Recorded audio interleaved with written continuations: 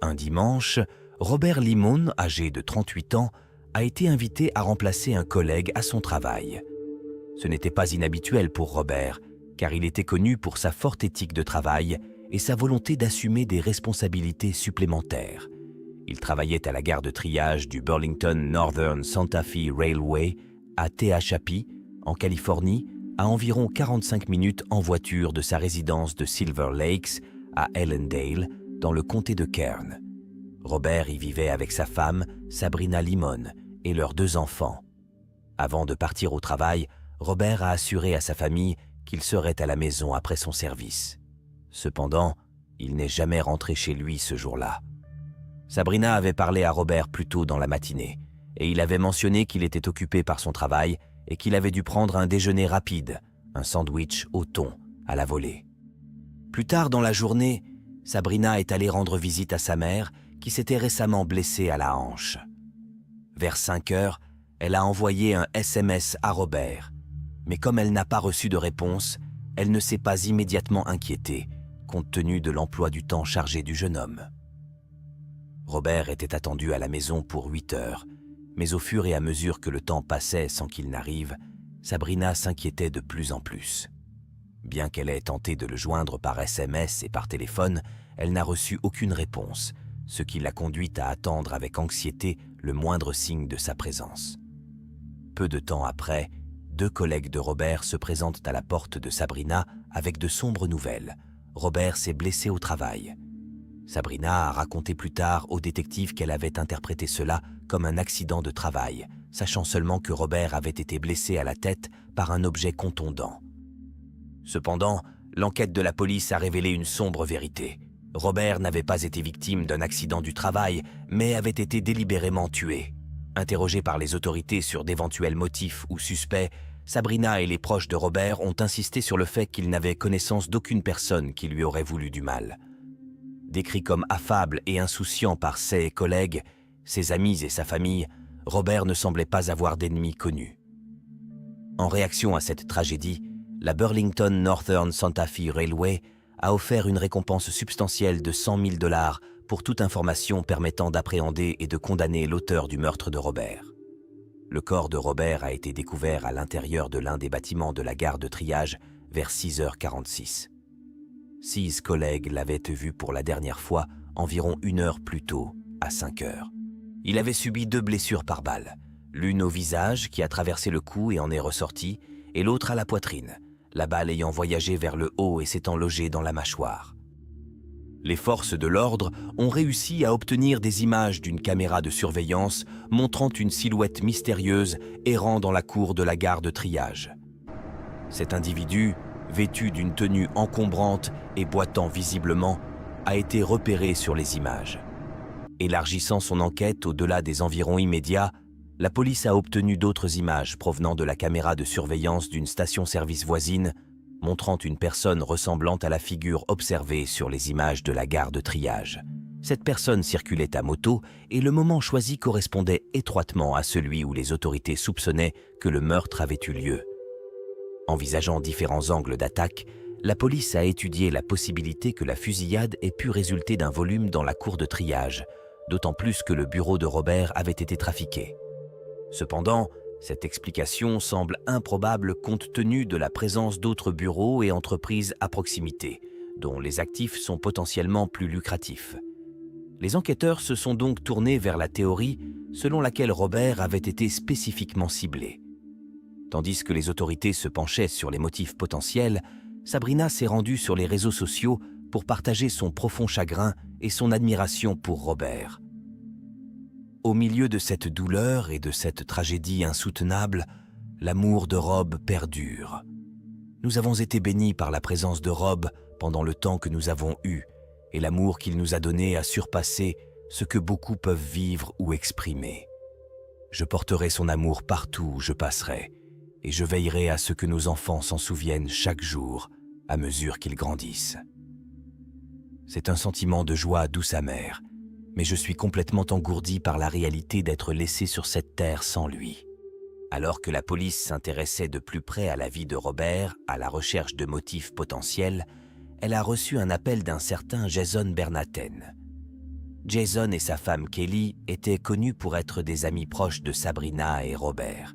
Cependant, au fur et à mesure que les enquêteurs poursuivaient leurs recherches, ils ont découvert une relation plus complexe entre eux.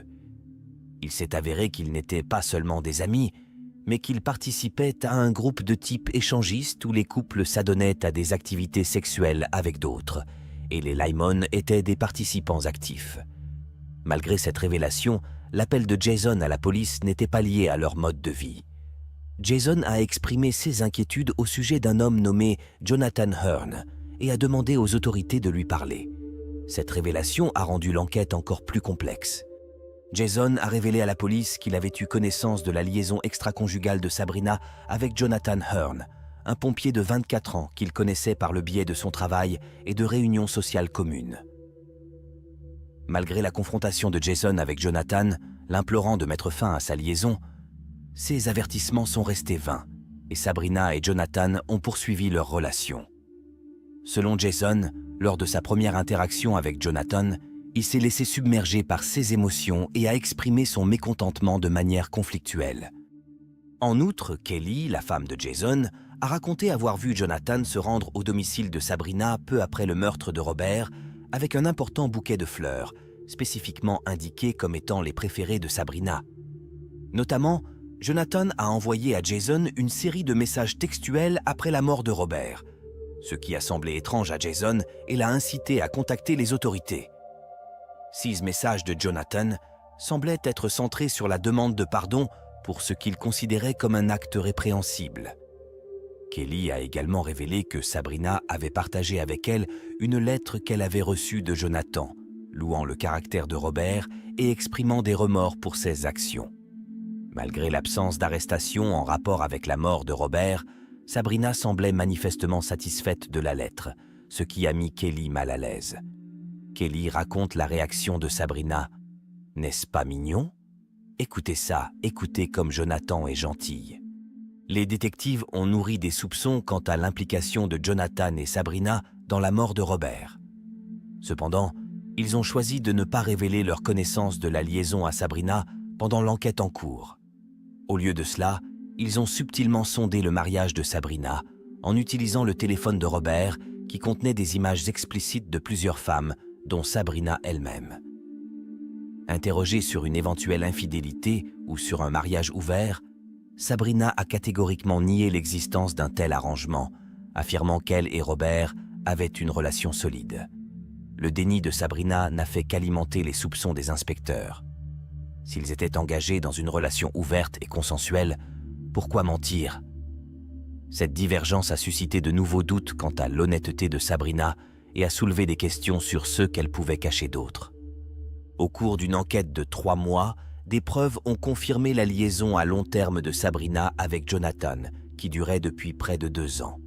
L'inspecteur, utilisant des écoutes téléphoniques et une planification stratégique, a mis au point une stratégie simple mais efficace. Il a fourni à Sabrina de faux détails sur leur enquête et a surveillé si elle divulguerait ces informations à Jonathan. Le fait que Sabrina partage ensuite ces faux détails a confirmé les soupçons des détectives. Les enregistrements des appels de Sabrina avec le détective ont révélé un schéma troublant.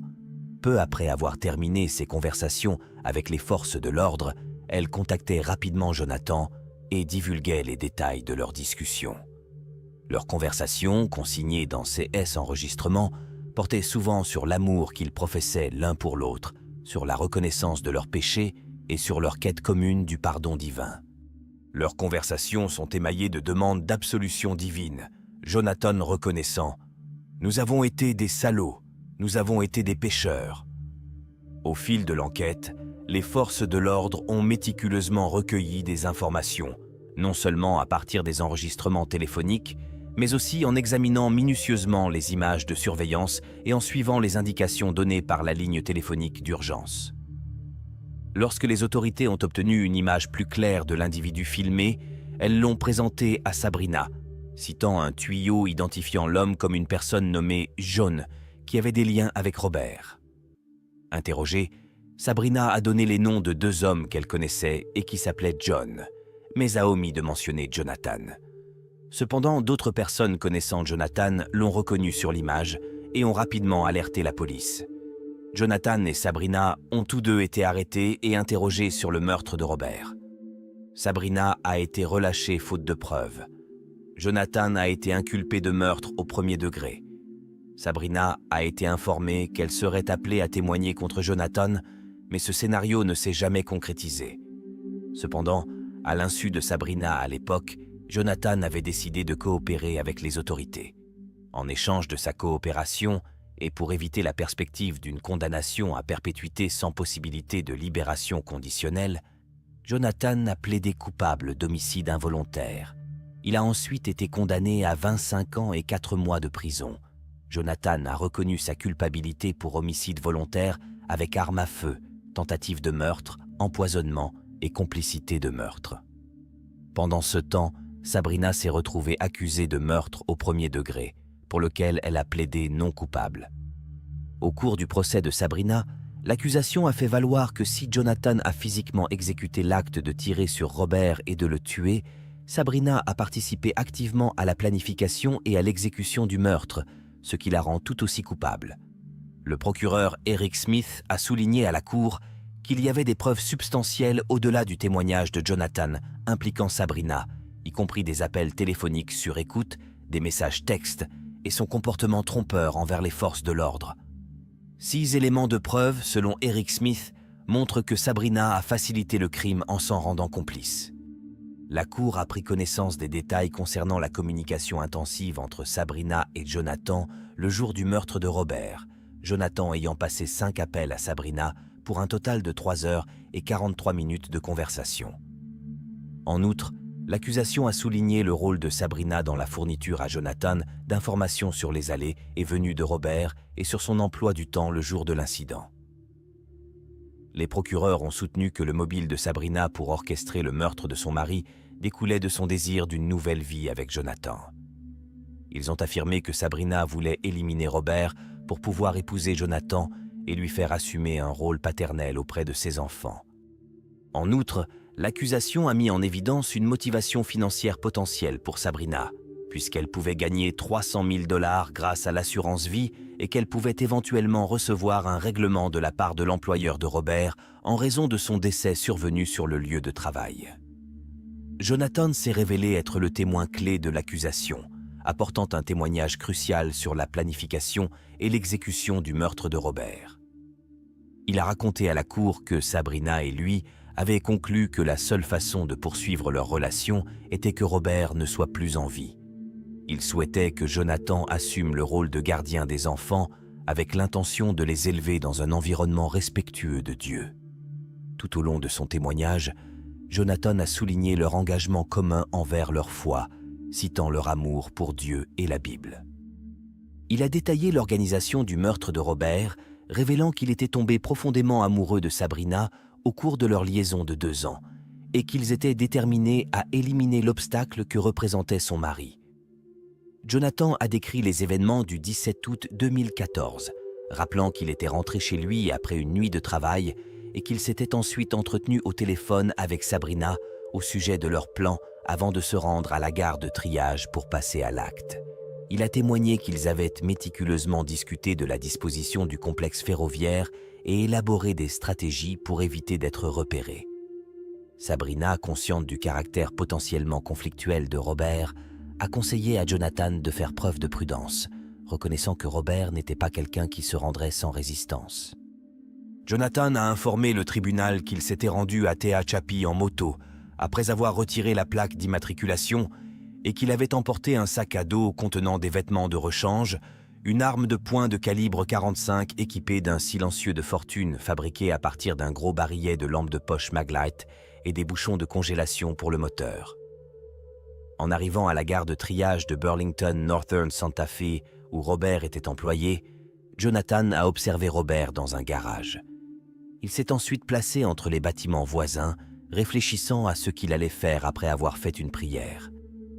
Il est ensuite entré dans le garage et a engagé une brève conversation avec Robert.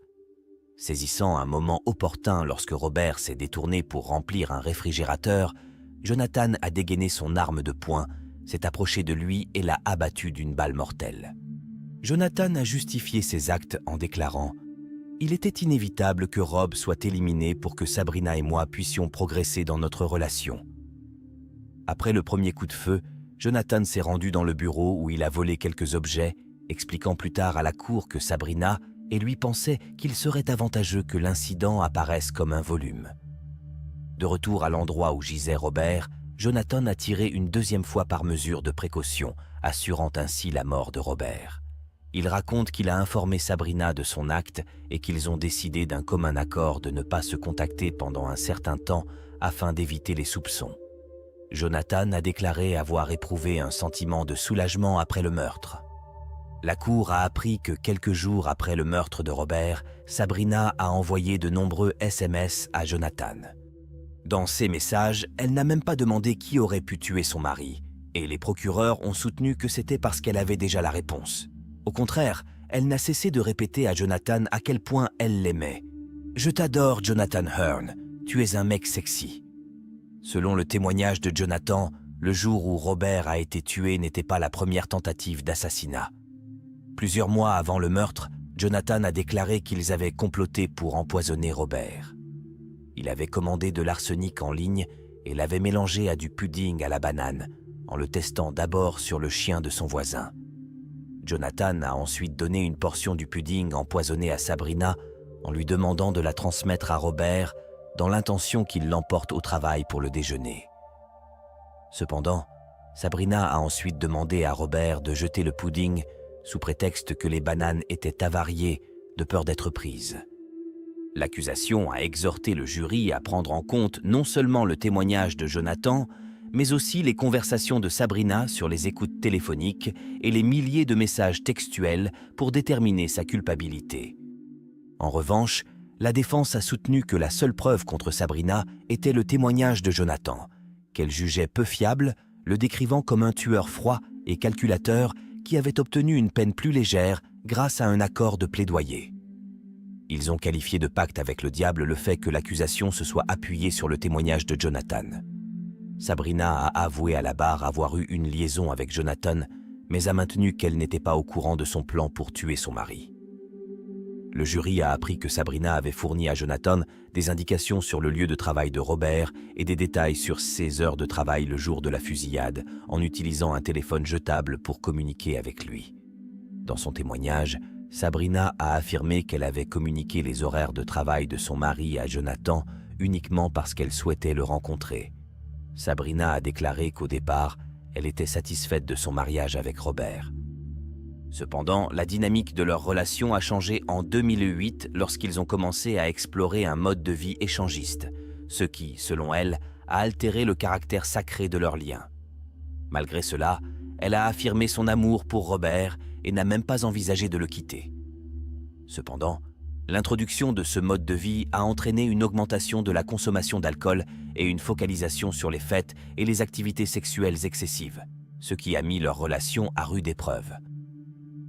Lors de son témoignage, Sabrina a révélé qu'elle avait rencontré Jonathan à un moment difficile de son mariage, alors qu'elle travaillait chez Costco où elle distribuait des échantillons. Au départ, leur relation était amicale, mais Jonathan, après l'avoir vue plusieurs fois chez Costco, a fini par lui demander son numéro de téléphone. Sabrina a expliqué à la cour qu'elle avait commencé à éprouver des sentiments pour lui, car il était intelligent et s'intéressait sincèrement à elle, la faisant se sentir spéciale d'une manière qu'elle n'avait jamais connue auparavant. Décrivant sa liaison comme une sorte de seconde vie, Sabrina a fait des projets avec Jonathan concernant leurs rêves communs, tout en continuant à exprimer son amour pour son mari, Robert. Elle a insisté auprès de la cour sur le fait qu'elle n'avait jamais eu l'idée de faire du mal à son mari. Interrogée par son avocat sur les raisons qui l'ont poussée à mentir à la police au sujet d'une éventuelle relation avec quelqu'un d'autre, Sabrina a admis que c'était par gêne. Elle ne voulait pas que sa vie privée soit rendue publique. L'avocat a mis l'accent sur les appels et les SMS enregistrés, arguant qu'ils ne contenaient aucune preuve indiquant que Sabrina était au courant du plan de Jonathan pour tuer Robert. Il a déclaré « Il n'y a rien là-dedans qui dise « Au fait, débarrasse-toi de mon mari pour moi ». la cour a entendu les plaidoiries émouvantes des 2 enfants de Sabrina qui l'ont supplié de ne pas les séparer de leur mère. Après avoir délibéré pendant moins de 6 heures, le jury rend son verdict. Sabrina est reconnue coupable de meurtre au 1er degré, de complot en vue de commettre un meurtre, de sollicitation de meurtre et de complicité après les faits. En revanche, elle a été acquittée des accusations de tentative de meurtre et d'empoisonnement liées à l'incident du pudding. Sabrina a été condamnée à une peine d'emprisonnement de 25 ans à la perpétuité, assortie d'une peine supplémentaire de 16 mois à purger consécutivement. Malgré le soutien de sa famille, y compris de son cousin, qui a dénoncé le verdict comme injuste et mis en doute la crédibilité du témoignage de Jonathan, la décision du jury s'est fondée sur un examen approfondi de toutes les preuves présentées, y compris le témoignage et les enregistrements de Jonathan. Le 28 juin 2014, un samedi, Erin Corwin, 19 ans, a informé son mari, Jonathan John Corwin, qu'elle avait l'intention d'explorer certains sentiers du parc national de Joshua Tree. Sa mère, Laure Evelyn, devait lui rendre visite la semaine suivante, et Erin a exprimé le souhait de choisir des promenades qu'ils pourraient faire ensemble. Erin et John sont mariés depuis plus d'1 an et se connaissent depuis le 5e année, où ils se sont rencontrés à l'école d'Oak Ridge, dans le Tennessee. Lorsqu'Erin a eu 16 ans, John a demandé à ses parents, Laure et Bill, l'autorisation de sortir avec elle, ce qu'ils ont approuvé. John semblait convenir à leur fille, car il possédait des qualités de gentleman. Le couple s'est marié en novembre 2012 et s'est installé en Californie en septembre 2013 sur la base marine de 29 Palms, où John a servi en tant que marine. À côté de la résidence de John et Erin se trouvaient 2 autres jeunes couples. Connor et Aisling Malaki occupaient l'appartement du bas avec leur fils Brian, tandis que Chris et Nicole Lee vivaient à côté avec leur fille Liberty. Erin et John ont connu un début d'année 2014 difficile, car Erin a fait une fausse couche. En quête de réconfort, elle a consacré son temps à faire du bénévolat au White Rock Horse Rescue Ranch, à s'occuper des chevaux et à nouer des amitiés. En avril 2014, Erin a découvert qu'elle était à nouveau enceinte, ce qui a réjoui John. Le matin du 28 juin, lorsqu'Erin est partie tôt, John s'attendait à ce qu'elle revienne plus tard dans la journée. Cependant, comme la journée s'est déroulée sans elle, il a contacté sa meilleure amie pour s'enquérir de ses allées et venues, mais elle n'avait aucune information.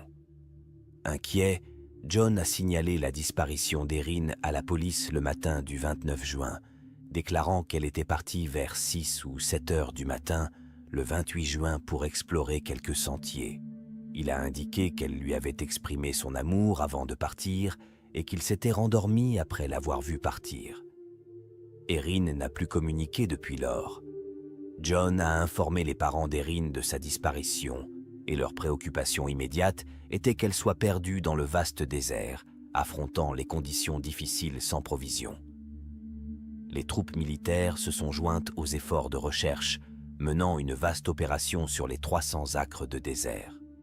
L'équipe de recherche et de sauvetage du shérif de San Bernardino a collaboré avec les agents du NCIS, naviguant sur le terrain difficile qui comprenait plus d'1 millier de mines abandonnées. La décision de John d'attendre 24 heures avant de signaler la disparition d'Erin a suscité des interrogations.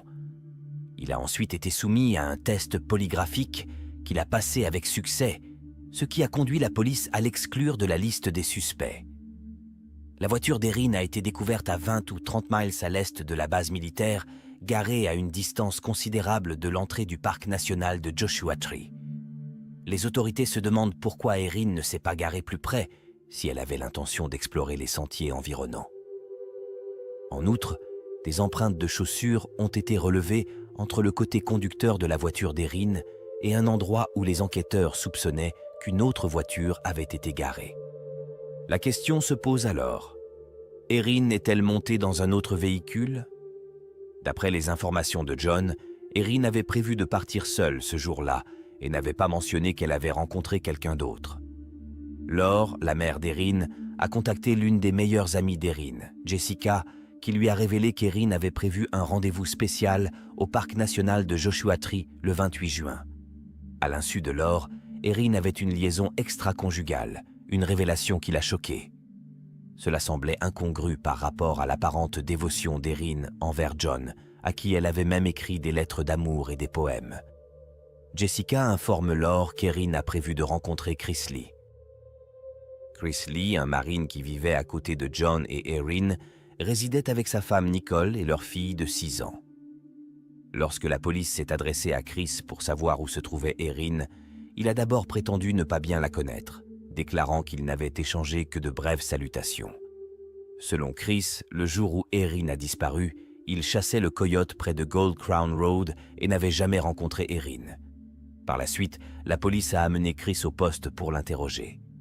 Après une série d'interrogatoires, Chris a admis qu'il entretenait une relation étroite avec Erin, reconnaissant qu'ils avaient une relation amoureuse. Toutefois, il a affirmé que leurs interactions physiques se limitaient à des baisers et qu'il n'y avait pas eu de rapport sexuel. Bien qu'il connaisse Erin, Chris a insisté sur le fait qu'il ne savait pas où elle se trouvait. La police a relâché Chris sans engager de poursuite. Les recherches pour retrouver Erin se poursuivent, mais avec le grand nombre de mines dans le parc national de Joshua Tree et SES environ, l'espoir s'amenuise au fur et à mesure que les jours passent. Cependant, le 16 août, près de 2 mois après la disparition d'Erin, ses restes ont été découverts. Un spéléologue, alerté par une forte odeur d'essence, a exploré l'une des mines et a trouvé le corps d'Erin à l'intérieur. À ses côtés se trouvait un pneu, une torche artisanale et une bouteille de Sprite. L'autopsie a révélé que la mort d'Erin était un homicide, la cause étant la strangulation. Elle a été étranglée à l'aide d'un garrot de fabrication artisanale et son corps a été jeté à 250 pieds au fond du puits de la mine Rose of Peru, le garrot toujours autour de son cou. À l'intérieur de la mine, la police a également trouvé une bouteille de propane, ce qui laisse supposer que l'on a tenté de brûler son corps. En raison de l'état de décomposition avancé, il n'a pas été possible de déterminer avec certitude si Erin était enceinte. Le garrot retrouvé autour du cou d'Erin était constitué de 2 poignées de barres d'armature et de paracordes. L'autopsie a révélé plusieurs fractures du crâne, dont l'une s'est produite juste avant ou au moment du décès. En outre, des fractures de la clavicule gauche et de la côte gauche ont été identifiées comme ayant eu lieu juste avant ou au moment de sa mort. Les autres fractures du crâne ont été infligées post-mortem, probablement au moment où elle a été traînée ou jetée dans la mine. Les tests ADN effectués sur les objets découverts à côté du corps d'Erin dans le puits ont donné des résultats significatifs. L'ADN de Chris a été trouvé sur la chemise nouée autour de la torche, tandis que la bouteille de Sprite, qui avait encore son couvercle, contenait à la fois l'ADN de Chris et celui d'Erin. Par la suite, Chris a été arrêté et inculpé de meurtre au premier degré, avec la circonstance particulière de gaieté. Lors de son arrestation, Chris a plaidé non coupable. L'accusation a affirmé qu'Erin et Chris avaient une liaison et que lorsque Erin a découvert qu'elle était enceinte, elle s'est confiée à Chris. Selon la police, Chris, ne voulant pas compromettre sa relation avec sa femme, a envisagé une solution radicale pour faire disparaître le problème. Assassiner Erin. L'accusation a soutenu que Chris avait méticuleusement planifié le meurtre pendant plusieurs semaines, en recherchant des méthodes efficaces pour se débarrasser d'un corps. Une fois le plan mis en place, il aurait attiré Erin dans le désert et l'aurait exécutée à l'aide d'un garrot qu'il avait apporté avec lui. Ils ont soutenu que le meurtre avait été prémédité. Lors de l'arrestation de Chris, les forces de l'ordre ont découvert dans sa voiture un garrot, 2 bobines de paracorde et une corde d'escalade bleue. La paracorde correspond à la corde trouvée autour du cou d'Erin. Erin avait confié à son amie Jessica que Chris était le père du bébé et lui avait fait part de sa plus grande affection pour lui que pour John. Elle a même fait part de son désir de déménager en Alaska, la ville natale de Chris, pour être avec lui. Le tribunal a appris que leur liaison était devenue publique en avril 2014 lorsque leur voisine Aisling les a vus s'embrasser. Aisling et Nicole ont informé John, qui a alors confronté Chris, déclarant explicitement qu'il ne voulait plus le voir près d'Erin. Au cours du procès, Aisling a témoigné en faveur de l'accusation, rappelant que Chris parlait souvent de meurtre, le mentionnant plus souvent que je ne peux le compter. Elle s'est notamment souvenue qu'il avait parlé de cacher un corps dans le désert. Connor, le mari d'Aisling, a également témoigné que Chris avait parlé de meurtre avec lui. Quelques semaines avant la disparition d'Erin, Chris aurait informé Connor que « si vous mettez un corps dans un feu avec des pneus, il se désintégrera » et a ajouté qu'il ne pourrait rien trouver. Un autre marine, Andrew Johnson, a témoigné d'une conversation qu'il a eue avec Chris en juin 2014. Chris aurait posé des questions sur les usines de chlorure situées à proximité et, plus précisément, sur la manière dont un corps pourrait être détruit à l'aide des produits chimiques qui s'y trouvent. Chris a également posé des questions sur la présence de caméras de sécurité à CS endroits. Andrew a mentionné qu'à l'époque, il n'avait pas trouvé la conversation inhabituelle, car son expérience en Afghanistan l'avait désensibilisé, et il savait que Chris partageait un point de vue similaire. La cour a appris qu'une bouteille de propane et un pneu avaient été retrouvés dans le puits de mine à côté du corps d'Erin. L'accusation a informé la cour que Chris avait emprunté une bouteille de propane à un ranch de chevaux et qu'un collègue marine en avait vu une dans la voiture de Chris le matin du 28 juin. Interrogé, Chris aurait dit aux marines qu'il avait l'intention de faire sauter un puits de mine. Le jury s'est vu présenter des preuves irréfutables concernant l'ADN trouvé sur la chemise et la bouteille de Sprite, ainsi que des recherches incriminantes sur Google telles que « Comment se débarrasser d'un corps ?» L'accusation a exhorté le jury à tenir compte de ces éléments et a déclaré Chris coupable, affirmant que les preuves le désignaient comme le seul responsable de la mort d'Erin. Elle a encouragé le jury à examiner attentivement les actions de Chris, notamment ses conversations préalables, ses recherches et les armes qu'il a apportées afin de déterminer si le meurtre était prémédité. Chris a peut-être reconnu le poids des preuves qui pesaient contre lui.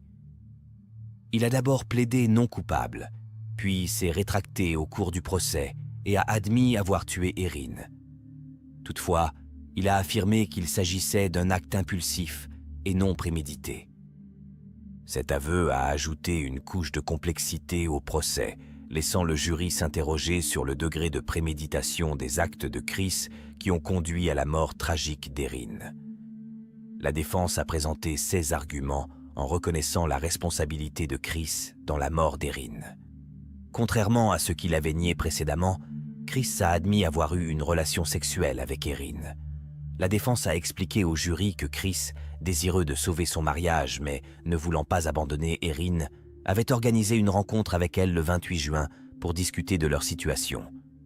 Selon Chris, le plan initial prévoyait une partie de chasse à laquelle participeraient Erin et d'autres personnes, mais comme ces dernières n'ont pas pu venir, la rencontre est devenue l'occasion d'une conversation privée. Chris affirme que ce jour-là, il avait l'intention de faire exploser un puits de mine à l'aide de peineuses. Pour se préparer, il avait apporté dans le désert une combinaison d'essence et de carburant diesel, ainsi qu'une bouteille de propane. Il a raconté qu'il avait jeté ces matériaux dans la mine, mais que, réalisant qu'il avait utilisé toute l'essence, il avait oublié d'en mettre dans la torche. Devant l'impossibilité d'exécuter l'explosion prévue, il a également jeté la torche dans la mine. Selon Chris, cela explique pourquoi ces objets ont été retrouvés dans le puits de mine. Chris a été le seul témoin cité par la défense et, au cours de son témoignage, il a affirmé qu'Erin avait parfois gardé sa fille.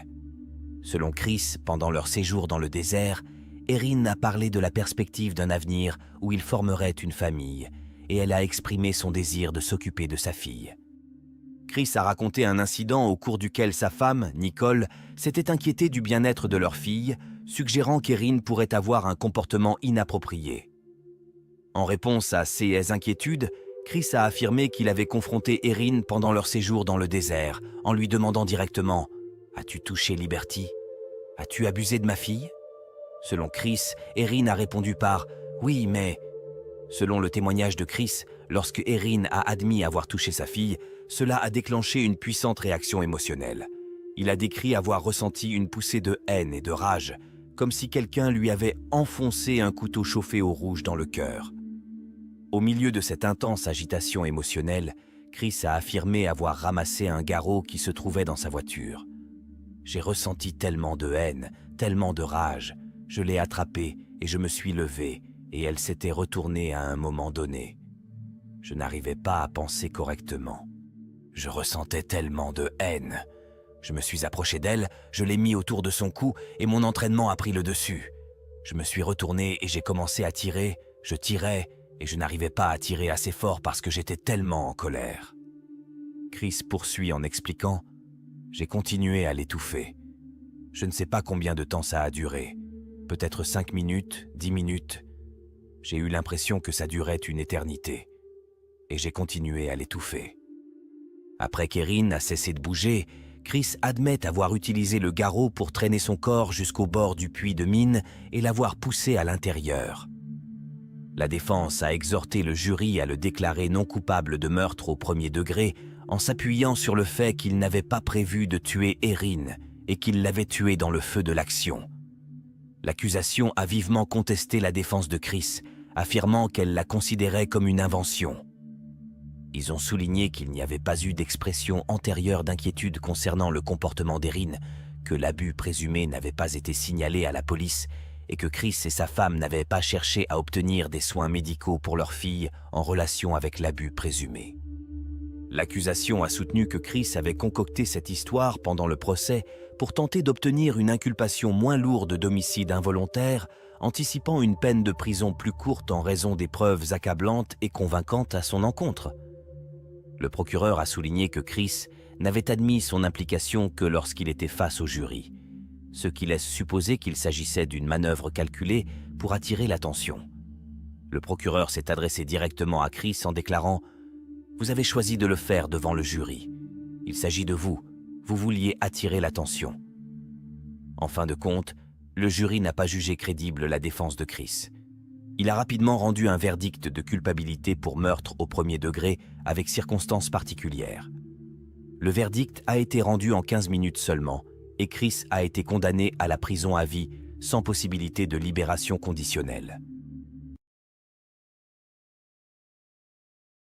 Dans la soirée du 31 janvier 2019, un jeudi, Libby Squire, 21 ans, étudiante en philosophie à l'université de Hull, dans le Yorkshire de l'Est, en Angleterre, a rejoint à contre-cœur ses amis pour une soirée à Hull.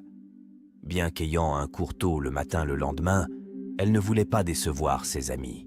Libby vivait en colocation près de l'université.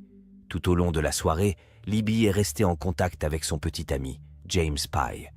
Le dernier SMS qu'il a reçu d'elle date de 10h30. Des inquiétudes sont apparues le lendemain, le 1er février, lorsque James, les amis et la famille de Libby ont tenté de la joindre, mais en vain. Ils se sont rendus à son domicile, où ils ont constaté qu'elle n'était pas là.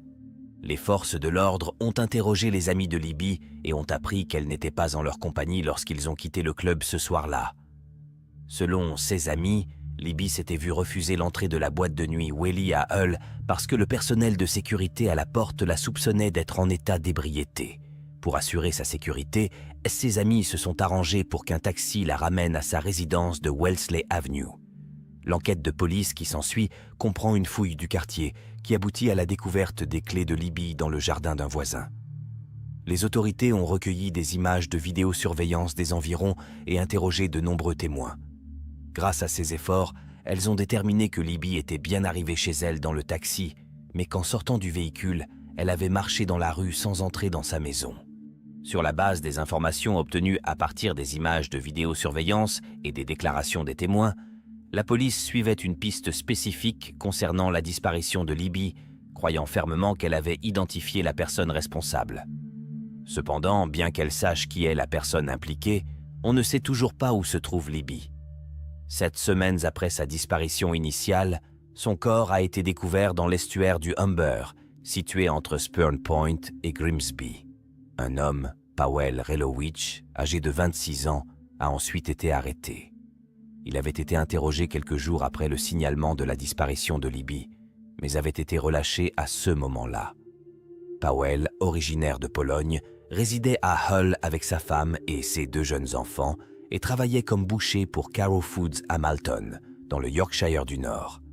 Il a déclaré à la police qu'il avait rencontré Libby en train de pleurer dans la rue et qu'il lui avait proposé de la ramener chez elle. Cependant, il a affirmé l'avoir déposée près d'un terrain de jeu parce qu'elle ne se sentait pas bien, et c'est la dernière fois qu'il l'a vue. Il a dit à la police « Je n'ai rien à cacher, vérifiez les caméras ». La police a vérifié les caméras et il a été inculpé de viol et de meurtre. Powell a plaidé non coupable des accusations portées contre lui.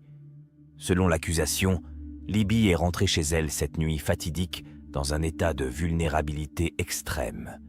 Il faisait un froid glacial, elle s'est retrouvée seule, en état d'ébriété, et avait accidentellement laissé tomber ses clés de maison dans le jardin de son voisin. Le procureur a insisté auprès de la cour sur le fait que Libby était probablement en état d'hypothermie et de profonde détresse à ce moment-là. Ayant perdu ses clés de maison, elle était en larmes, tombant à plusieurs reprises sur le sol alors qu'elle tentait de marcher. De nombreux témoins ont rencontré Libby et ont directement observé l'état de détresse dans lequel elle se trouvait cette nuit-là. Au cours du procès, les jurés ont entendu les récits de plusieurs témoins qui avaient vu Libby ou interagi avec elle après que le taxi l'ait déposée devant sa résidence. La cour a été informée qu'un étudiant nommé George Thompson avait vu Libby sortir du taxi, décrivant comment elle était tombée à plat sur son visage, était restée au sol pendant environ 10 secondes et avait lutté pour marcher, trébuchant partout. Les voisines de Libby, les étudiantes Anna Wright et Emma Halshaw, l'ont rencontrée après qu'elle soit descendue du taxi. Elles ont déclaré l'avoir entendue pleurer et sangloter devant sa maison et l'ont invitée à entrer. Cependant, Libby a choisi de ne pas entrer. Les témoignages de Roland Jacobs et d'Alan Jones révèlent qu'ils ont arrêté leur voiture alors qu'ils rentraient de chez eux après un match de fléchettes et qu'ils ont vu Libby à terre. Inquiets pour son bien-être, ils se sont approchés d'elle pour lui offrir leur aide. Roland a indiqué que Libby marmonnait, ce qui rendait difficile la compréhension de ses paroles. À un moment donné, elle lui a demandé de s'allonger avec elle, et lorsqu'elle a demandé un câlin, il a refusé, ce qui l'a amené à utiliser un langage offensant. Bien qu'ils aient passé une dizaine de minutes à essayer de l'aider, ils se sont sentis impuissants et ont fini par partir. Un autre témoin, Lorna Allen, a raconté avoir vu Libby allongée sur le sol, pleurant et criant, près d'un arrêt de bus peu avant minuit le 31 janvier. Lorna a décrit Libby comme ayant du mal à s'exprimer, parlant toute seule et semblant très intoxiquée. Au cours du procès, la cour a été informée que pendant que Libby errait dans les rues en détresse, Powell circulait dans les environs à la recherche d'une occasion. L'accusation a soutenu que Powell avait repéré Libby juste après minuit. Le jury a pris connaissance d'images de vidéosurveillance obtenues par la police, montrant la Vauxhall Astra argentée de Powell se déplaçant dans les environs, parfois en décrivant des cercles. Le jury a pris connaissance des antécédents de Powell, notamment de plusieurs cambriolages à motivation sexuelle dans les mois précédant la disparition de Libby, au cours desquels il conservait des objets volés comme trophées. La police a découvert des sous-vêtements et des jouets intimes volés à des femmes lorsqu'elle l'a arrêté dans le cadre du meurtre de Libby. Dans sa voiture, ils ont trouvé un sac contenant ces objets, ainsi que des photographies de jeunes femmes. Interrogé au sujet du sac, Powell a d'abord prétendu l'ignorer, avant de déclarer qu'il l'avait oublié et qu'il ne savait pas d'où il provenait, ni depuis combien de temps il se trouvait là. Au cours de l'année qui a précédé la disparition de Libby, Powell s'est exhibé devant des femmes en public et a regardé par la fenêtre, selon les preuves présentées au tribunal. Le jury a été informé qu'une étudiante avait vécu une expérience éprouvante lorsqu'elle avait vu le visage d'un homme regarder par la fenêtre alors qu'elle s'habillait. Le visage de l'homme était à quelques centimètres de la fenêtre, ce qui lui a causé une peur considérable. Elle a identifié cet individu comme étant Powell. Une autre femme a déclaré avoir vu Powell à sa fenêtre, l'observant pendant un moment intime avec son petit ami. Lorsque sa colocataire est revenue plus tard dans la nuit, elle a découvert un contraceptif usagé accroché à la porte d'entrée, ainsi que des sous-vêtements féminins dans la boîte aux lettres. Une autre victime a trouvé un contraceptif non emballé et une paire de sous-vêtements féminins à côté du jouet de son enfant. Au cours du procès, le médecin légiste Nicolas Taylor a déclaré que l'ADN et les fluides corporels de Powell avait été détectée sur les sous-vêtements féminins. Elle a indiqué au jury que cette découverte suggérait un contact intime avec les sous-vêtements, ce qui pourrait indiquer que Powell les avait portés. La cour a appris que, selon l'accusation, Libby est entrée dans la voiture de Powell après minuit et a été conduite jusqu'au terrain de jeu d'Oak Road. Bien qu'il y ait des images de vidéosurveillance montrant Libby en train de monter dans la voiture, aucune autre image n'était disponible après son arrivée sur les terrains de jeu.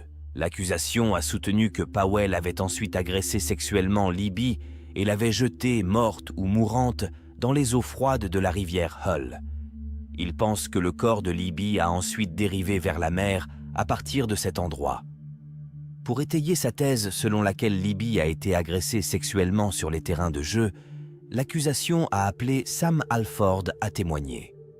Sam, qui résidait à proximité des terrains de jeu, a déclaré avoir entendu les cris désespérés d'une femme provenant de la rivière. Selon la procédure judiciaire, un homme a ensuite été vu émergeant de l'obscurité et s'enfuyant de la scène. L'accusation a affirmé qu'elle pensait que la femme qui criait était Libby et que l'homme vu en train de s'enfuir était Powell. Il est à noter que Libby n'a pas été filmée sur d'autres images de vidéosurveillance après les terrains de jeu. L'accusation a également soutenu que Powell avait des griffures visibles sur le visage, affirmant qu'elles avaient été infligées par Libby alors qu'elle luttait pour sa vie. Résumant son argumentation, l'accusation a indiqué au jury que les preuves permettaient de conclure que Libby a été violée par un homme dont la seule motivation pour entrer en contact avec elle cette nuit-là était de l'emmener loin de tout danger dans un endroit isolé qu'il connaissait bien et de la soumettre à ses pulsions sexuelles incontrôlables. L'accusation a rencontré des difficultés pour déterminer la cause exacte de la mort de Libby, comme cela a été souligné au cours du procès. Le docteur Matthew Lyall, médecin légiste, a déclaré que la cause de la mort de Libby ne pouvait être établie de manière concluante.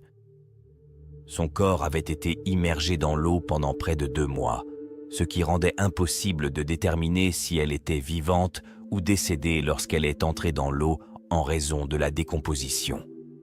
Une ecchymose évidente a été observée à l'intérieur de sa cuisse droite.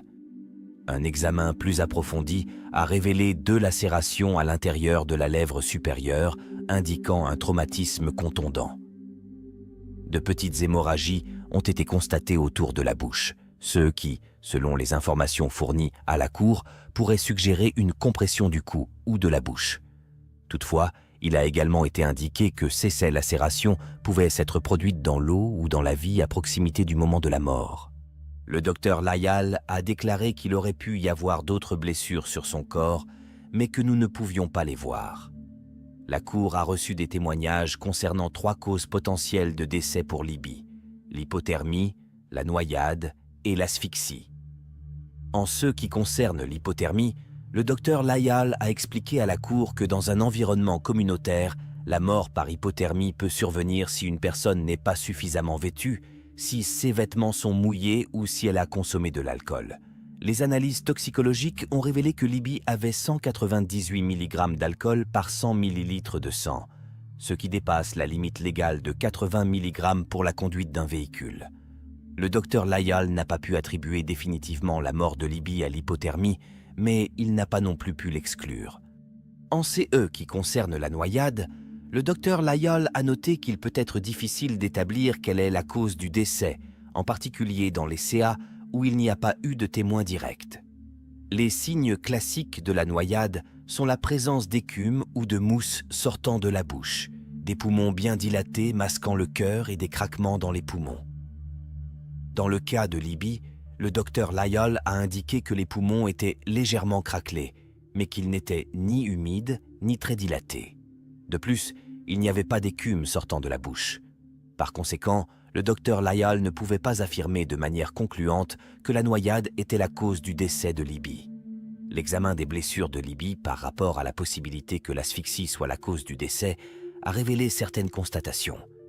Il n'y avait aucune trace d'hémorragie dans le cerveau ou le crâne, et les os du visage, y compris l'os en forme de fer à cheval situé derrière la langue, étaient intacts.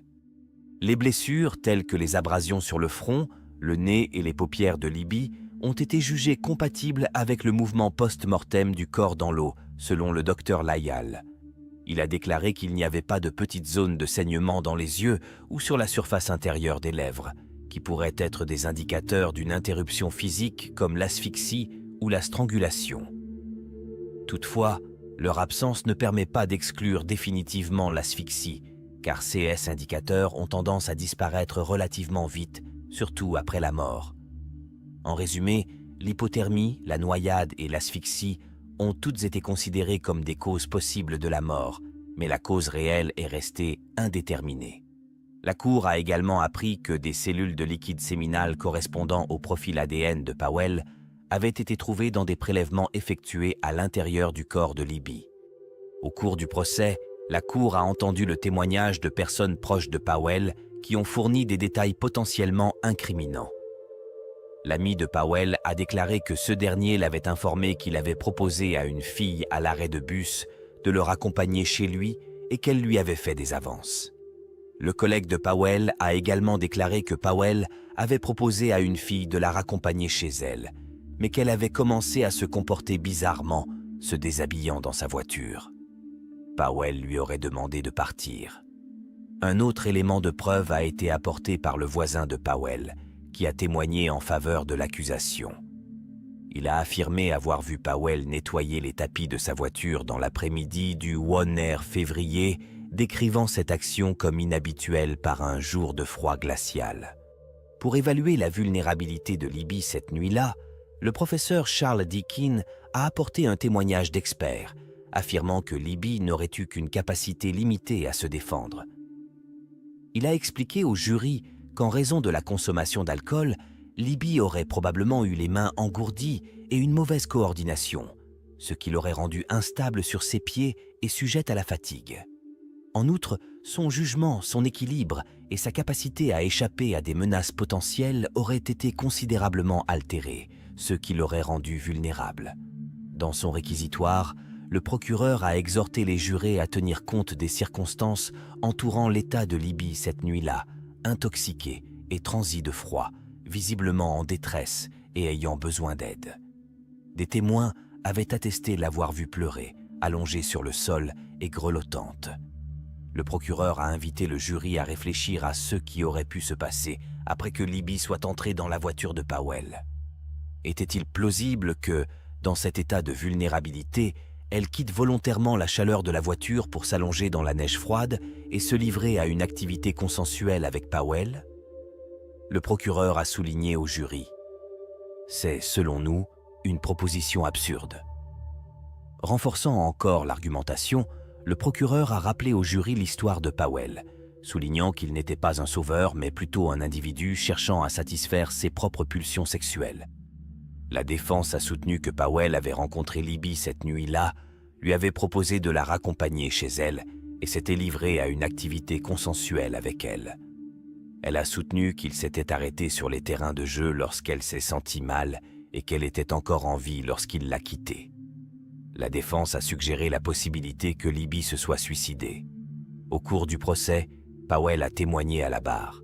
Selon son récit, il a proposé à Libby de la raccompagner chez elle lorsqu'il l'a vue pleurer dans la rue, exprimant ainsi sa compassion à son égard. Powell a déclaré qu'il l'avait trouvée sur le trottoir de Beverly Road, pleurant et criant, et qu'il voulait l'aider. Il a affirmé que la relation sexuelle qu'ils ont eue était consensuelle. Le jury a visionné des images de vidéosurveillance montrant Libby et Powell marchant sur Beverly Road avant de se rendre en voiture sur les terrains de jeu d'Oak Road. Powell a admis avoir circulé cette nuit-là avec l'intention de trouver une femme pour des relations intimes. Il a également avoué avoir volé des sous-vêtements féminins et des jouets intimes et avoir observé des personnes à travers les fenêtres. Powell a expliqué qu'il avait initialement dissimulé ces informations parce qu'il craignait qu'elles n'entraînent des problèmes dans son mariage. Selon le témoignage de Powell, il a supposé que Libby avait peut-être ingéré quelque chose ou qu'on lui avait mis quelque chose dans son verre, car son comportement semblait inhabituel. Lorsqu'il lui a proposé de la raccompagner, Libby lui a donné la main et ils ont marché jusqu'à la voiture. Powell a remarqué qu'elle semblait plus à l'aise dans la voiture chaude. Cependant, alors qu'il conduisait, il a affirmé que Libby avait fait des gestes indiquant qu'elle voulait vomir, ce qui l'a incité à s'arrêter près des terrains de jeu d'Oak Road. Powell a raconté que lorsque la voiture s'est arrêtée, Libby a essayé de sortir mais est tombée, s'est agenouillée dans la neige et a pleuré. Selon son témoignage, lorsqu'il est parti en voiture, Libby marchait sur le trottoir et il ne l'a plus revue. De retour chez lui, Powell a pris un bain et regardé un film. Inquiet du bien-être de Libby, il est retourné sur le terrain de jeu pour s'assurer qu'elle n'était pas couchée quelque part, mais il n'a rien trouvé. Au cours du procès, la cour a appris que Libby avait été confrontée à des problèmes de santé mentale dans le passé. Une déclaration de la mère de Libby, Lisa Squire, a été lue à la cour, révélant les antécédents de Libby en matière de santé mentale, notamment des troubles de l'alimentation et une dépression. Toutefois, Lisa a indiqué que sa fille avait peur de l'eau depuis l'enfance, qu'elle évitait les piscines même en vacances et qu'elle avait généralement peur de l'obscurité. Lisa ne pensait pas que sa fille se serait suicidée. Des extraits du dossier médical de Libby ont été présentés à la cour, confirmant ses problèmes de dépression et d'anxiété. En outre, il a été révélé que Libby avait recherché diverses méthodes pour mettre fin à ses jours et qu'elle avait envisagé le suicide, notamment en pensant à se jeter dans une rivière.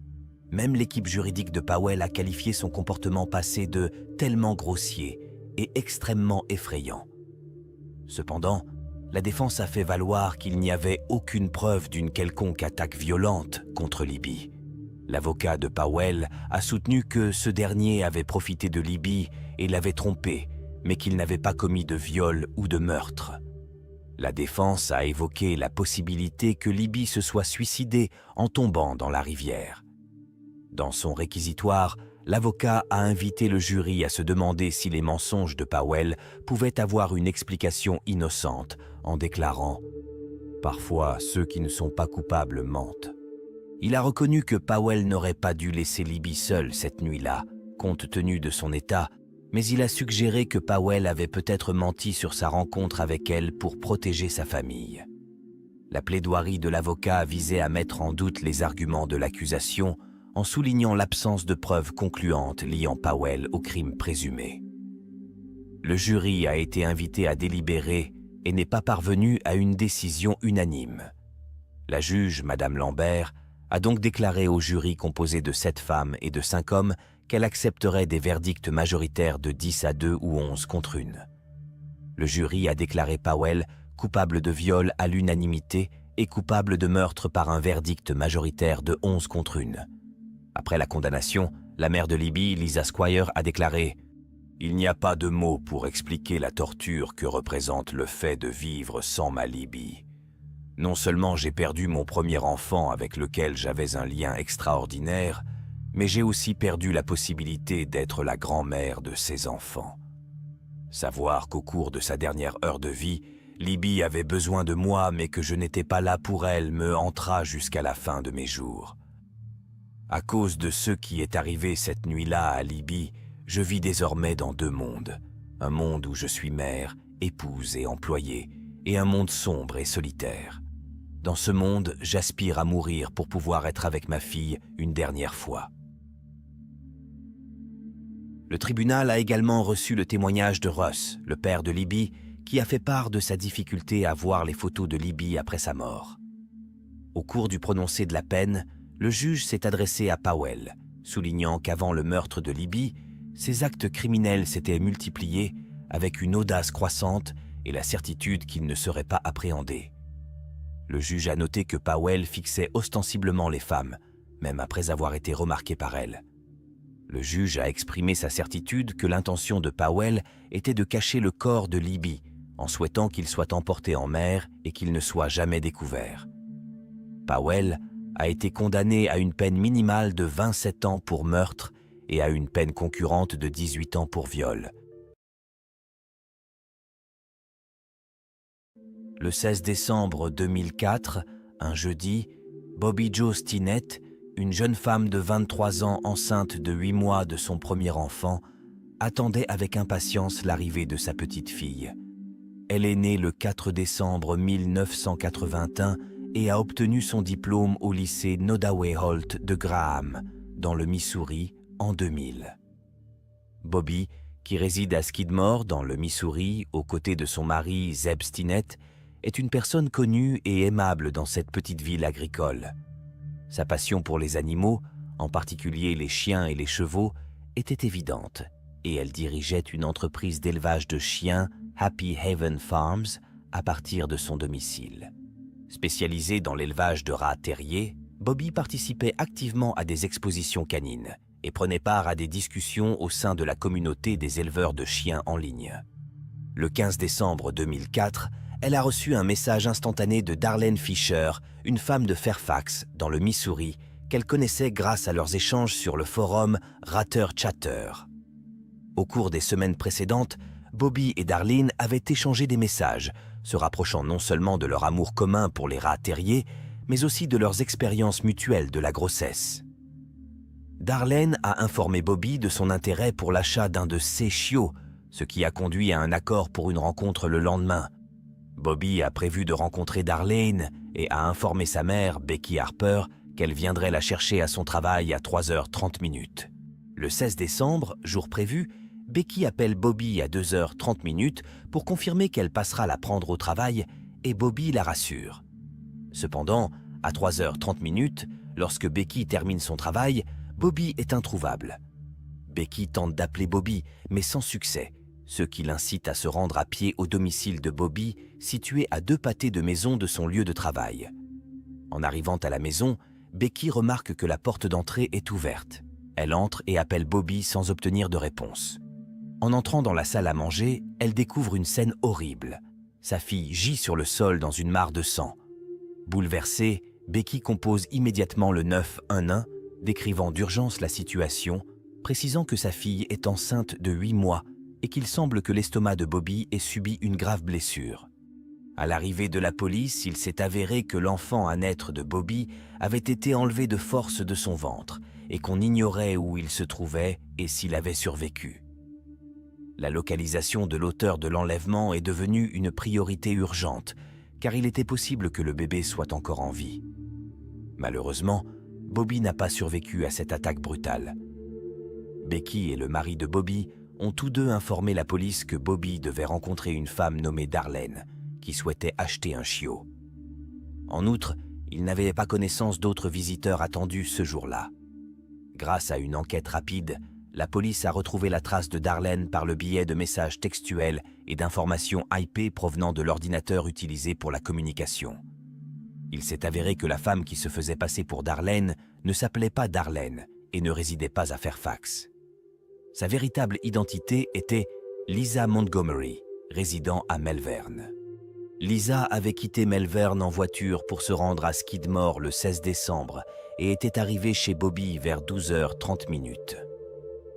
La police pense que le bébé a été enlevé entre 2h30 et 3h30. Le 17 décembre, la police s'est rendue au domicile de Lisa Montgomery et son mari Kevin les a accueillis à la porte. En entrant, ils ont trouvé Lisa dans le salon, berçant un nouveau-né. Les policiers ont informé Kevin et Lisa qu'ils enquêtaient sur le meurtre de Bobby Joe Stinnett et ont posé des questions sur le bébé. Lisa affirme qu'il s'agit de son enfant, né dans une clinique pour femmes à Topeka. Cherchant à avoir une conversation privée, la police s'est entretenue avec Lisa devant son domicile. Elle leur a révélé, en leur demandant de ne pas divulguer cette information à Kevin, qu'en raison de contraintes financières, elle n'avait pas accouché à la clinique pour femmes, mais chez elle. Lisa a affirmé qu'elle était seule pendant l'accouchement dans sa cuisine, mais qu'elle avait les numéros de téléphone de 2 amis qui pouvaient l'aider en cas de besoin. Interrogée sur le placenta, Lisa a déclaré qu'elle l'avait jeté dans un ruisseau voisin. Lisa a exprimé sa préférence pour une discussion plus approfondie au bureau du shérif afin de préserver sa vie privée, et la police a accédé à sa demande. Au bureau du shérif, Lisa a avoué à la police qu'elle avait tué Bobby, extrait le bébé de son ventre et l'avait enlevé. Le bébé a ensuite été rendu au mari de Bobby, qui l'a appelé Victoria Joe Stinnett. Lisa a été accusée d'enlèvement ayant entraîné la mort. Au cours du procès de Lisa, le tribunal a appris que Lisa et Bobby s'étaient rencontrés pour la première fois lors d'une exposition canine en avril 2004 et qu'elles étaient toutes deux membres d'une communauté d'éleveurs de chiens en ligne. Lorsque Bobby a annoncé sa grossesse au sein de la communauté en ligne, après avoir découvert qu'elle attendait un enfant, Lisa, également membre, a appris la nouvelle. Au printemps 2004, à peu près à la même époque, Lisa a informé sa famille et ses amis qu'elle était enceinte. Cependant, Lisa a omis de révéler qu'elle avait subi une procédure de stérilisation plus de 10 ans auparavant, ce qui l'avait rendue incapable de tomber enceinte.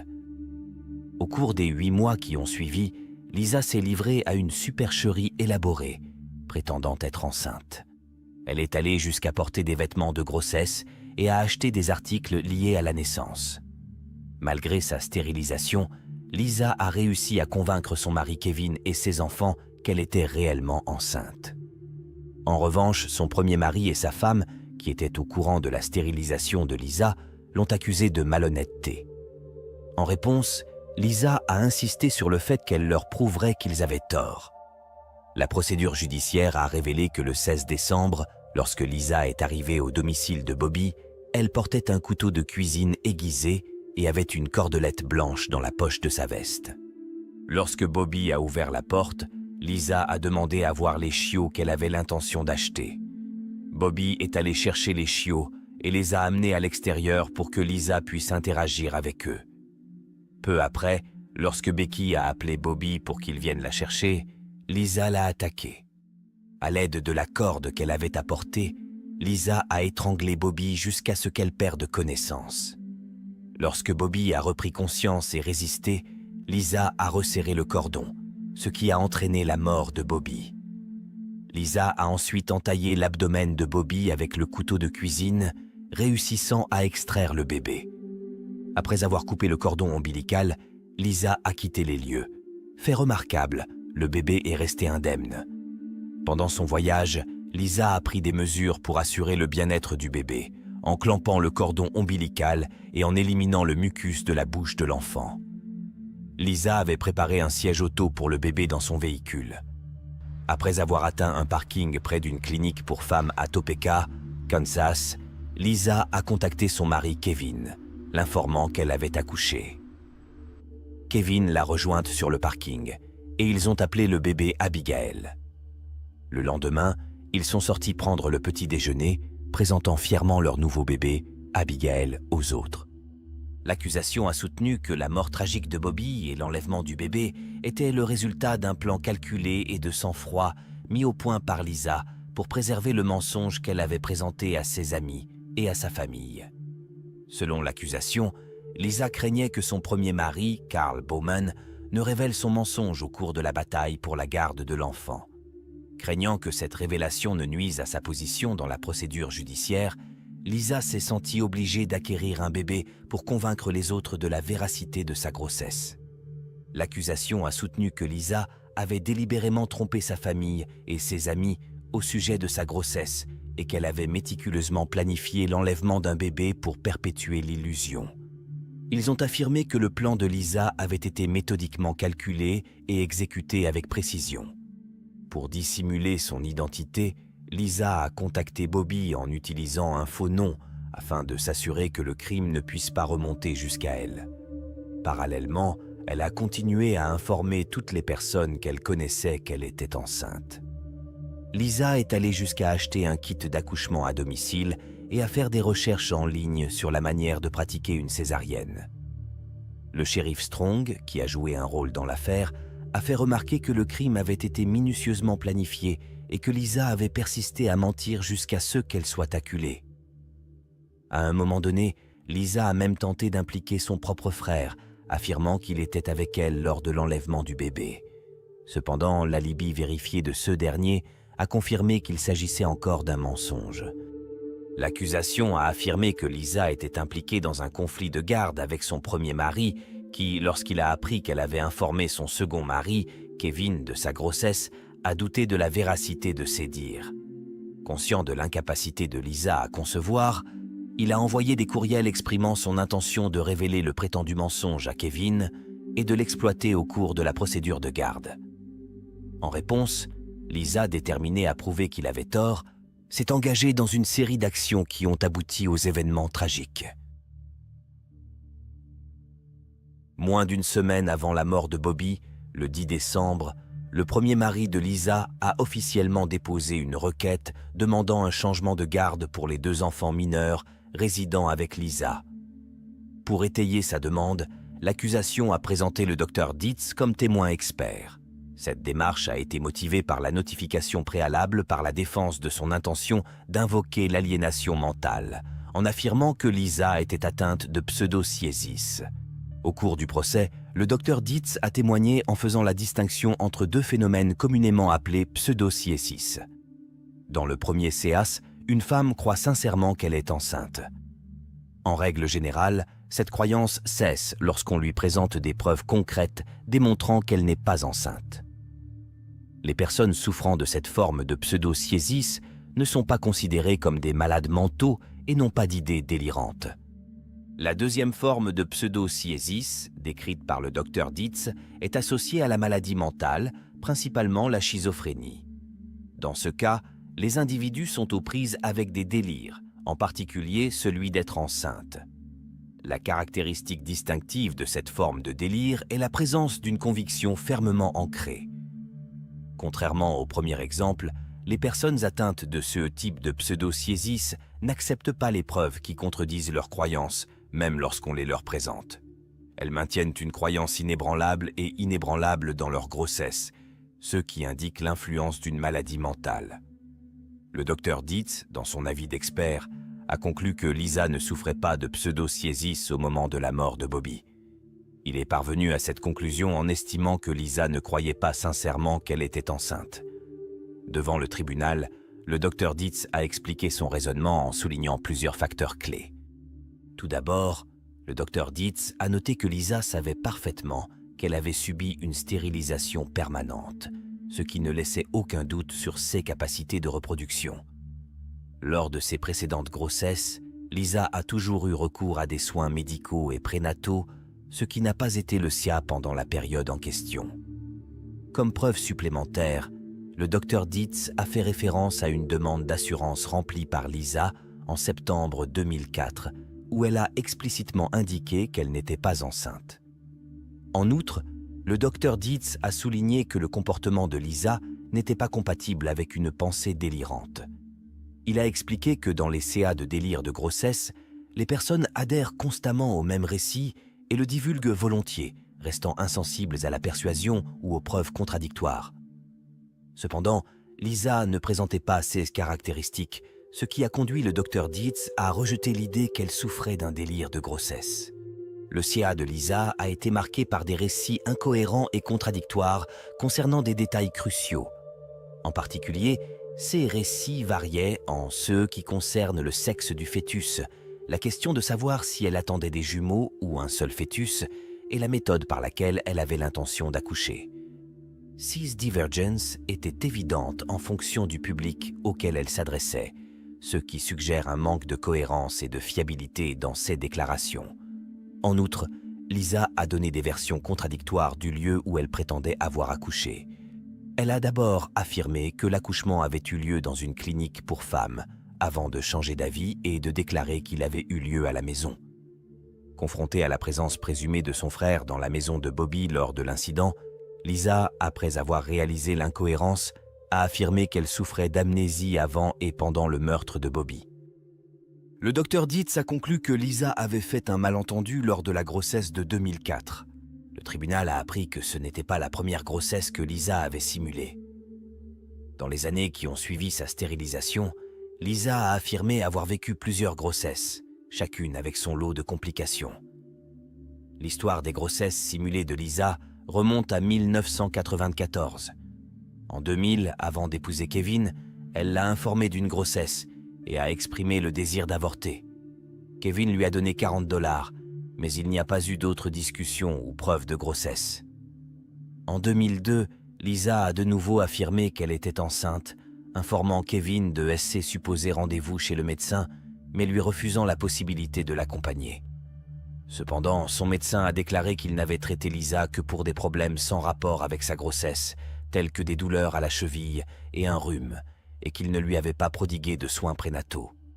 Plus tard, Lisa a informé Kevin que le bébé était mort et elle a prétendu avoir fait don du corps à la science, ajoutant une nouvelle couche de tromperie à son histoire de fausse grossesse.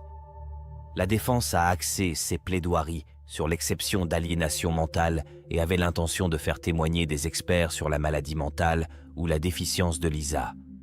La cour a appris que Lisa avait eu une vie mouvementée. Ils ont fait valoir qu'elle avait été victime d'abus physiques et sexuels de la part de son beau-père. À l'âge de 18 ans, Lisa a épousé son demi-frère, Carl Baumann, avec qui elle a eu 4 enfants avant de subir la procédure de stérilisation. Après leur divorce en 1998, Carl s'est remarié et Lisa a épousé Kevin. La défense a fait appel à des témoins experts, les docteurs Ramachandran et Logan, pour étayer sa thèse de l'aliénation mentale. Les 2 experts ont diagnostiqué chez Lisa de multiples troubles mentaux, dont la dépression, le trouble de la personnalité borderline, le syndrome de stress post-traumatique et la pseudosciésis. Le docteur Ramachandran a témoigné sur la pseudosciésis, qu'il a décrite comme un trouble somatoforme dans lequel la patiente s'illusionne d'être enceinte. Selon son témoignage, ce délire est alimenté par un désir intense d'être enceinte, entraînant des changements hormonaux qui se manifestent par des altérations physiques correspondant à une grossesse. Le docteur Ramachandran a estimé que Lisa était atteinte d'un délire intense de pseudosciésis. Lors de son témoignage, il a affirmé sa conviction que Lisa était dans un état dissociatif lorsqu'elle a tué Bobby et accouché. Le docteur Ramachandran a suggéré que les abus sexuels subis par Lisa dans son enfance l'avaient rendue vulnérable à la pseudosciésis. Il a soutenu que l'engagement de Lisa dans des recherches sur Internet et l'achat d'articles liés au bébé indiquaient qu'elle était en proie à une pseudosciésis. En outre, le docteur Ramachandran a exprimé l'avis que Lisa était aux prises avec une maladie ou un trouble mental profond, la rendant incapable de comprendre pleinement la nature et la qualité de ses actes. Après 5 heures de délibération, le jury a rendu un verdict unanime, déclarant Lisa coupable d'enlèvement ayant entraîné la mort. Le lendemain, elle a été condamnée à mort. Le jury a déterminé collectivement que le gouvernement avait réussi à démontrer, au-delà de tout doute raisonnable, toutes les circonstances aggravantes statutaires et non statutaires. L'accusation a soutenu que COS Factor englobait le fait que le crime avait été commis d'une manière particulièrement odieuse ou dépravée, impliquant de graves violences physiques à l'encontre de Bobby Joe Stinnett.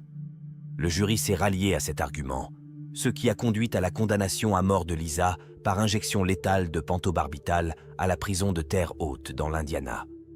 Par la suite, Lisa s'est retrouvée dans le couloir de la mort d'une prison fédérale du Texas conçue pour les détenus ayant des besoins médicaux et psychologiques spécifiques.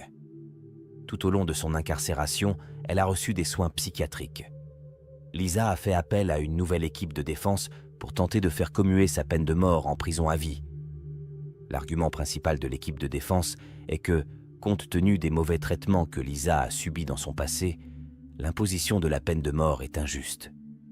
Ils ont affirmé que la représentation juridique lors de son premier procès n'avait pas entièrement révélé l'étendue des profondes épreuves subies par Lisa et que la défense présentée était inadéquate. La nouvelle équipe de défense a soutenu qu'au moment du crime, Lisa était dans un état psychotique, détaché de la réalité. En outre, elle a présenté le dossier selon lequel l'histoire de Lisa en matière d'abus a commencé avant même sa naissance, puisqu'elle est née avec le syndrome d'alcoolisation fœtale en raison de la forte consommation d'alcool de sa mère. La défense a décrit des CAE précis d'abus, affirmant que Lisa a été battue physiquement et que les mauvais traitements se sont intensifiés lorsque sa mère s'est remariée. Ils ont affirmé que Lisa avait été abusée sexuellement par son beau-père. Malgré les efforts de son équipe juridique, qui a fait valoir que les pressions et la menace d'être démasquée par son premier mari avaient conduit Lisa à fabriquer une grossesse, leurs objections et leurs appels pour qu'elle soit extraite du couloir de la mort n'ont pas abouti. L'exécution a eu lieu comme prévu. À Terre Haute, dans l'Indiana, Lisa a reçu une injection létale après qu'un sursis de dernière minute a été levé par la Cour suprême des États-Unis. Seule femme détenue dans le couloir fédéral de la mort aux États-Unis, elle est devenue la première femme détenue dans un établissement fédéral à être exécutée par le gouvernement depuis 67 ans.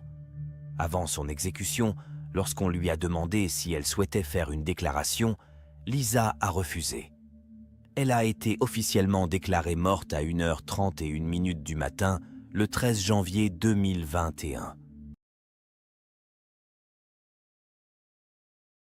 Le 14 septembre 2016, un mercredi, un incendie s'est déclaré tôt le matin à Acorn Woods, près de Grapevine Lake, au Texas, aux États-Unis.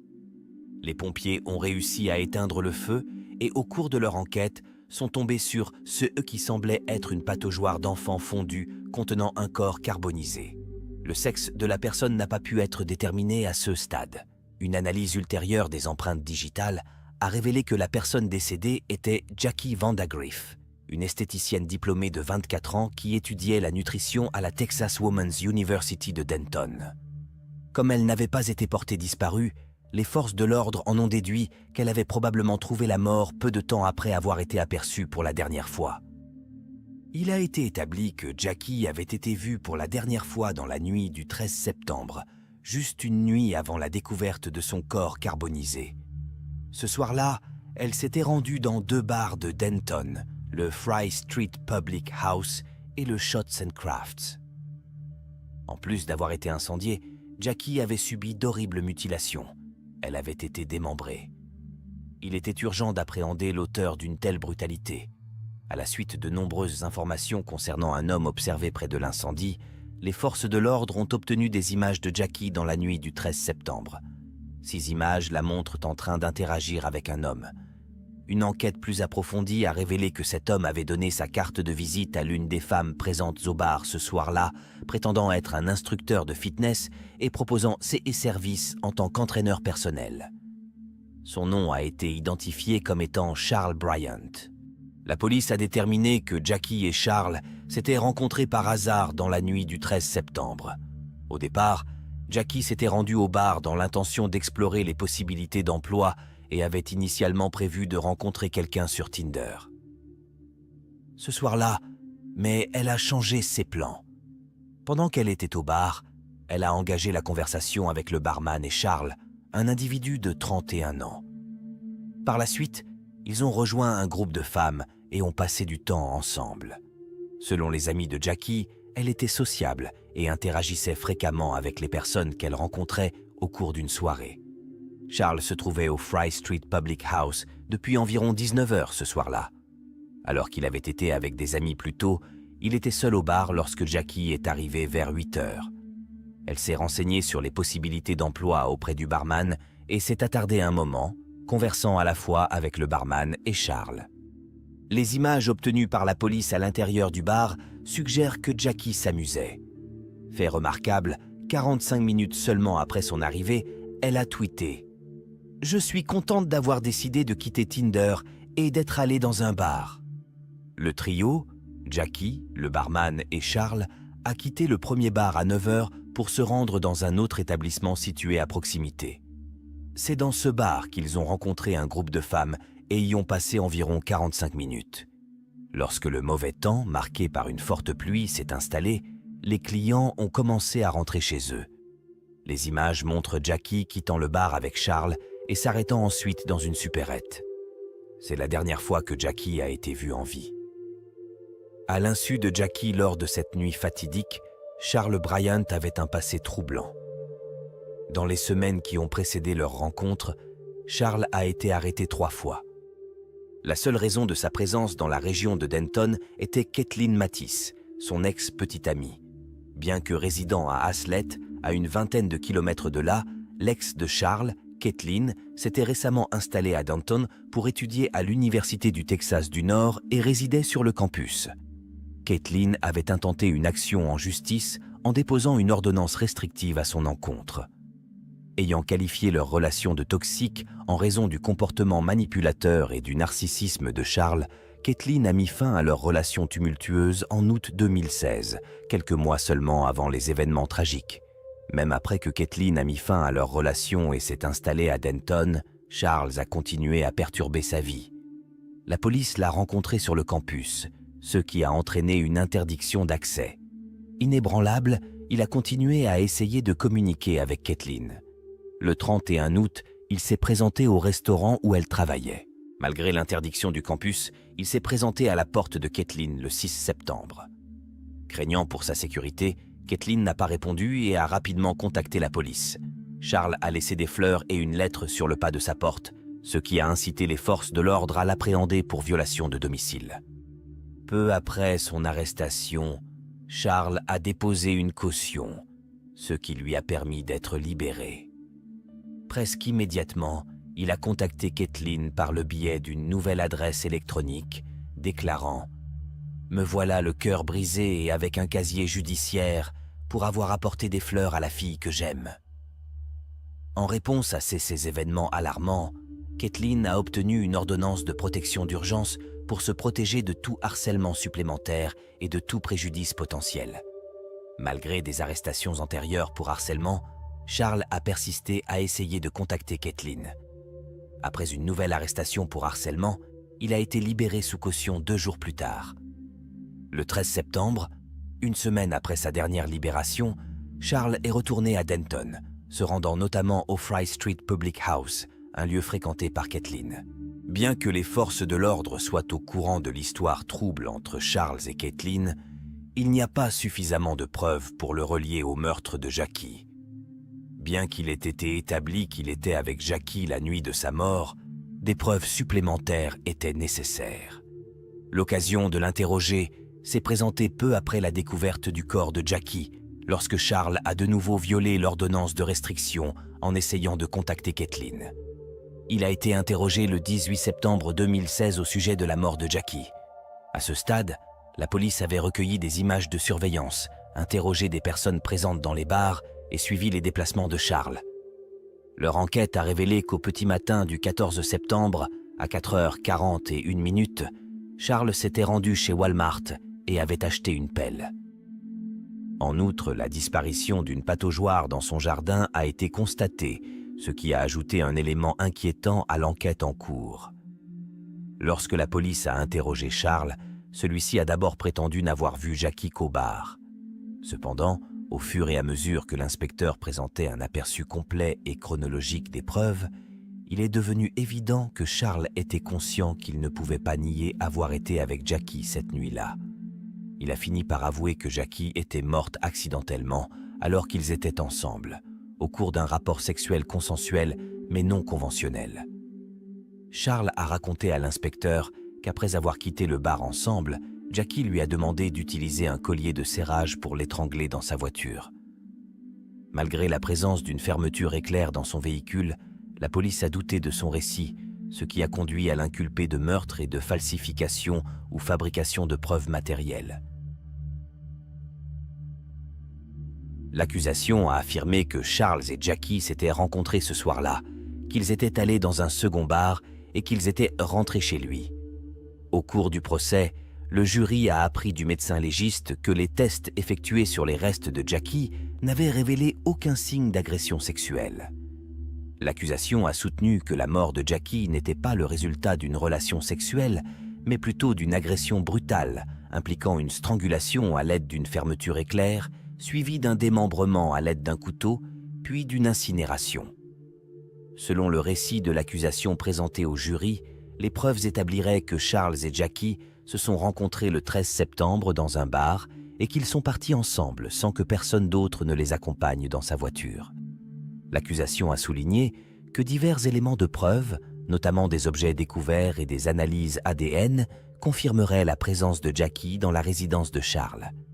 Les jurés ont pu voir les images de surveillance des bars et les témoignages des clients et des employés des bars ont étayé l'affirmation selon laquelle Charles et Jackie étaient ensemble. Les images montrent qu'ils ont quitté le bar à 9h46, sont montés dans la voiture de Charles et sont restés sur le parking pendant 30 minutes supplémentaires avant de repartir. Des images de surveillance ultérieures provenant d'une station-service de Denton ont montré Jackie à l'intérieur de la voiture de Charles à 10h30. ce qui constitue la dernière observation confirmée de Jackie en vie. En outre, l'activité du téléphone de Jackie a indiqué sa connexion à une tour cellulaire à Haslett, au Texas, vers 1h30 du matin le 14 septembre, une zone qui englobe la résidence de Charles.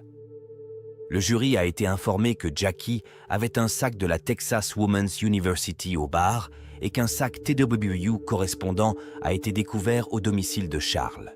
De plus, un lien zip avec des cheveux a été trouvé dans la poubelle à l'extérieur de sa résidence.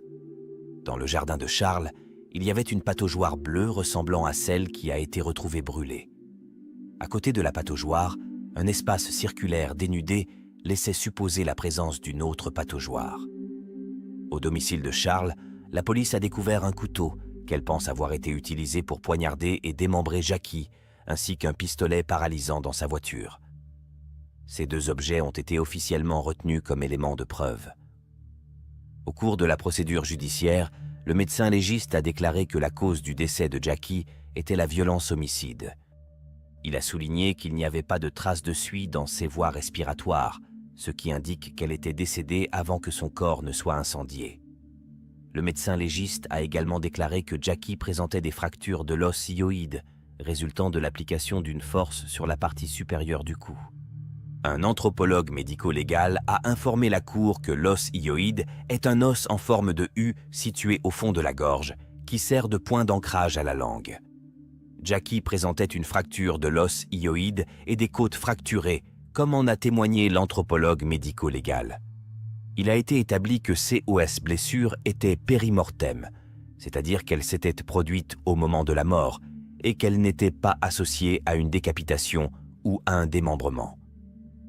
L'anthropologue a indiqué que la blessure à l'os hyoïde correspondait à une strangulation, nécessitant une pression directe résultant généralement d'une strangulation manuelle ou de l'utilisation d'une ligature. Cependant, en raison de la combustion des tissus mous de Jackie pendant l'incendie, il n'a pas été possible d'établir avec certitude si la fracture avait été causée manuellement ou par une ligature. L'expert a reconnu qu'une attache de fermeture éclair pouvait potentiellement causer une telle blessure. En outre, Jackie a subi une blessure à la tête due à un traumatisme contondant, jugé improbable post-mortem en raison de l'hémorragie importante. Les coups de couteau sur son corps ne semblaient pas liés au processus de démembrement, et l'expert de l'État a affirmé que ces blessures semblaient avoir été infligées alors que Jackie était encore en vie. L'expert a expliqué « Le fait qu'il y ait eu des saignements autour de ces coups de couteau suggère qu'elle était vivante au moment où ils ont été infligés, ce qui signifie qu'ils auraient pu saigner. » Le jury a appris que certaines blessures sur le corps de Jackie ont été infligées après sa mort, notamment l'ouverture de sa poitrine et l'ablation de son cœur, ainsi que de multiples fractures de ses côtes. Un profil ADN extrait de la fermeture éclair, du pistolet paralysant et du couteau a rendu presque statistiquement impossible que l'échantillon provienne d'une autre personne que Jackie. L'analyste de l'ADN a déclaré que de l'ADN avait été trouvé sur le pistolet électrique retrouvé dans sa voiture et que Jackie ne pouvait être exclue en tant que principale contributrice. La défense a présenté 16 arguments affirmant qu'il n'y avait pas de preuves permettant d'affirmer que la mort de Jackie était due à des actes de violence de la part de Charles. Au contraire, elle a affirmé que la mort de Jackie était survenue au cours de ce qu'elle a décrit comme un acte sexuel consensuel. Selon la défense, Charles, dans un état de panique, a ensuite tenté de se débarrasser du corps de Jackie. Au cours du procès, les témoins de la défense ont évoqué le concept d'asphyxie érotique, suggérant que les personnes qui s'adonnent à de telles activités le font pour tirer du plaisir à priver leur cerveau d'oxygène. La défense a fait valoir qu'une fermeture éclair avait été utilisée autour de la gorge de Jackie dans le cadre d'un acte sexuel consensuel, entraînant sa mort. Selon leur récit, le corps de Jackie est devenu mou, ce qui a fait paniquer Charles. La défense a soutenu que le démembrement et l'incendie du corps étaient des actes impulsifs et chaotiques motivés par la panique et l'ivresse. Dans sa plaidoirie finale, l'avocate de Charles, Joetta Keene, a reconnu que Charles avait commis une terrible erreur, déclarant « Il est coupable d'avoir commis une horrible erreur lorsque quelque chose a mal tourné. Il n'y avait pas de motif pour qu'un beau gosse tue cette belle fille. En revanche, l'accusation, dans ses déclarations finales, a contesté le récit de la défense, affirmant qu'il n'y avait pas de preuve à l'appui de l'affirmation selon laquelle Charles et Jackie se sont livrés à une activité sexuelle. Elle a rejeté l'argument de la défense selon lequel Charles avait paniqué, estimant qu'il n'avait aucun sens et soulignant la gravité de ces actes. La défense dit qu'il a paniqué, mais leur propre expert a déclaré qu'il s'agissait d'une violence meurtrière. Pourquoi couper le cœur? Qu'est-ce que cela a à voir avec le fait de se débarrasser d'un corps? Il lui a arraché le cœur. Je veux que cette image s'impose. Le jury devait décider s'il pensait que Jackie avait été assassinée et qu'il s'agissait d'un acte délibéré ou si elle était morte à la suite d'un acte sexuel consenti. Il a déclaré Charles coupable de meurtre et de falsification de preuves. Il a été condamné à la prison à vie pour le meurtre et à 20 ans de réclusion pour la falsification. Les peines seront purgées simultanément. Avant le procès, on s'est beaucoup interrogé sur le mobile possible. Les procureurs ont tendance à s'inquiéter s'il n'y a pas de mobile clair, car les jurés aiment entendre une histoire complète et une explication de ce qui s'est passé. Ils doivent être certains de leur verdict avant de condamner et, dans de nombreux CA, un motif ajoute un poids énorme au dossier de l'accusation. Dans cette affaire, l'accusation n'avait pas de motif. Mais est-ce important? Lorsque les preuves sont claires, avons-nous besoin d'un mobile? Dans des CA comme celui-ci, le motif est généralement d'ordre sexuel, mais l'accusation a fait valoir qu'il n'y avait aucune preuve qu'une activité sexuelle ait eu lieu. Mais nous n'avons pas besoin de savoir ce qui s'est passé dans la tête de Charles Bryan cette nuit-là. Il voulait le faire et il l'a fait. Les parents de Jackie se sont associés à la Texas Women's University pour offrir une dotation à la mémoire de Jackie. Que pensez-vous de cette histoire? Partagez vos opinions dans les commentaires. Merci d'avoir regardé et d'être avec nous. Prenez soin de vous et de vos proches.